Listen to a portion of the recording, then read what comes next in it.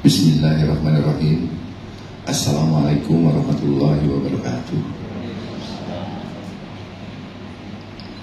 Yang saya hormati Bapak Profesor Dr. Insinyur Johar Arifin Husin selaku Ketua Tim Komisi 10 DPR RI beserta para anggota. Yang kami hormati tim pendamping. Assalamualaikum warahmatullahi wabarakatuh. Alhamdulillah, sudah berpuji Allah setelah kita hadir di pertemuan yang penting bagi hari ini. Semoga apa kita niatkan, kita akan mendapat dari dalam Allah SWT.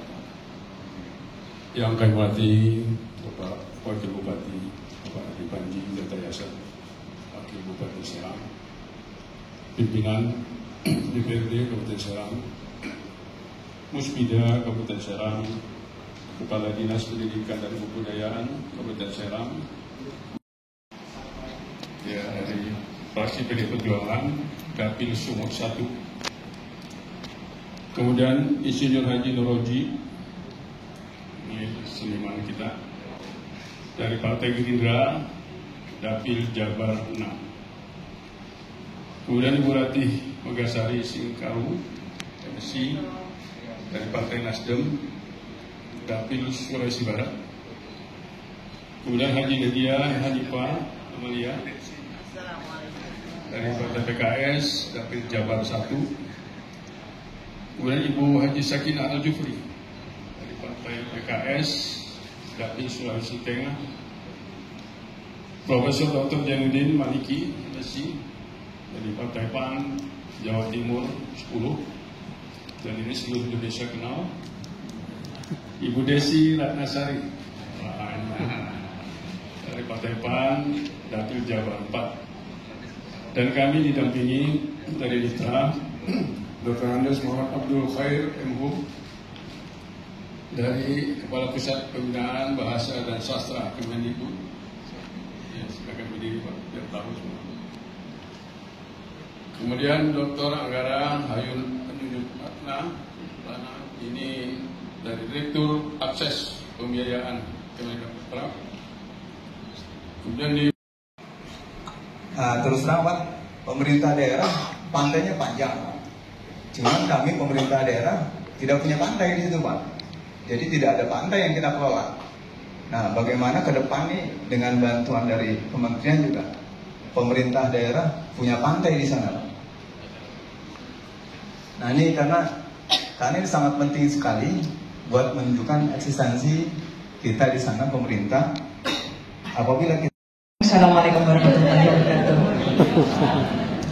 Alhamdulillah kita dipertemukan hari ini bersilaturahmi, semoga Allah memudahkan kita untuk bisa memberikan manfaat terus kepada masyarakat dimanapun kita ditugaskan oleh Allah, dimanapun kita diberikan kerajaan oleh Allah, tentu semoga kita dimudahkan Allah untuk memberikan manfaat. Izin untuk menyampaikan ucapan terima kasih kepada Pak Wakil Bupati yang sudah memaparkan tadi segala informasi, dan tentu seluruh mitra kerja yang sudah hadir, saudara-saudaraku semua, anggota Komisi 10, staf, dan juga seluruh jajaran dari pemerintah kabupaten, kepala dinas yang sudah hadir sudah menyampaikan paparannya. Terima kasih atas masukan-masukannya, dan tentu ini menjadi peluru-peluru bagi kami dalam rangka kami rapat bersama mitra kerja kami nanti di DPR.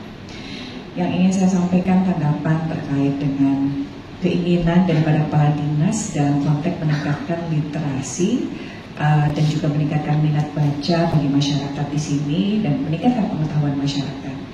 Tentu ketika kita berbicara soal ingin meningkatkan, berarti kita ingin melakukan perubahan. Ketika kita ingin melakukan perubahan, tentu harus ada suatu perilaku yang dirubah, dibiasakan, lalu menjadi otomatis sebuah kebiasaan. Jadi tercapek-capek tuh nggak ngomong kayak gitu nyapanya. Dari kisah otomatis mah insya Allah carinya cerung-cereng sekali lagi. Puntennya itu kayak terjemahan ya. Nah, oleh karena itu, ketika kita awal biasanya agak sedikit berdarah-darah untuk memulai sebuah perubahan, terutama perilaku masyarakat. Dalam konteks ingin meningkatkan literasi, penting untuk tidak berbicara masalah pembangunan sarpras atau penyediaan sarpras saja, tapi bagaimana orang-orang yang ada di dalamnya juga ikut berubah. Tidak hanya bangunannya yang bagus, pustakawannya juga harus bagus, tersertifikasi, terupgrade terus kompetensinya itu, lalu kemudian juga berkolaborasi, tidak hanya berkolaborasi bersama saja tapi tidak ada aksi, tapi berkolaborasinya dengan dinas pendidikan itu sudah pasti harus menurut saya. Kenapa? Karena perubahan yang harus konsisten tentu harus dipupuk menjadi kebiasaan sehari-hari. Bagaimana anak mau memiliki minat baca kalau di sekolahnya saja tidak disuruh baca? Kalau PR-nya saja tidak mengharuskan siswanya untuk membaca buku, datang ke perpustakaan. Kalau orang tuanya saja tidak memberikan contoh untuk tiap hari membaca. Saya ingin juga menekankan terkait tadi usulannya Ibu Ledia dengan Ibu Hima bahwa harus ada storytelling. Anak-anak kita tidak terbiasa storytelling di sekolahnya. Sekolah, metode kurikulum ataupun metode pembelajarannya mungkin saya punten suuzon, tak canta bayun, mungkin saja tidak membiasakan anak-anaknya untuk memaparkan hasil PR-nya. Tapi cukup kumpulkan banyak, dikumpulkan saja.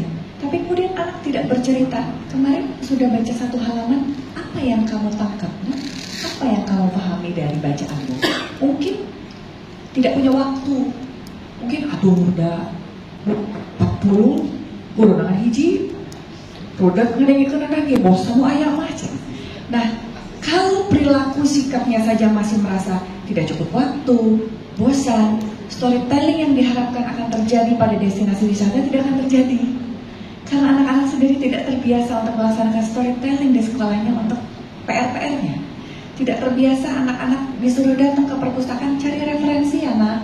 Kamu bikin PR tentang tumbuhan misalnya. Kita ke Dapurna atau sudah nggak ada kebun barangkali sekarang di belakang rumah ya. Misalnya suruh tentang kecambah saja. Misalnya PR biologi gitu ya. PR biologi suruh menghidupkan kecambah bagaimana dari kacang hijau misalnya. Itu anak-anak hanya disuruh saja oleh ibunya dikasih LKS barangkali gitu ya. Lalu kemudian tapi tidak kemudian men-storytellingkan rujukannya dari mana? Apa sih? Kenapa ini bisa terjadi? Teorinya apa? Sok atau ke perpustakaan cari ada nggak buku biologinya? Sehingga semua programnya serentak berjalan bersamaan.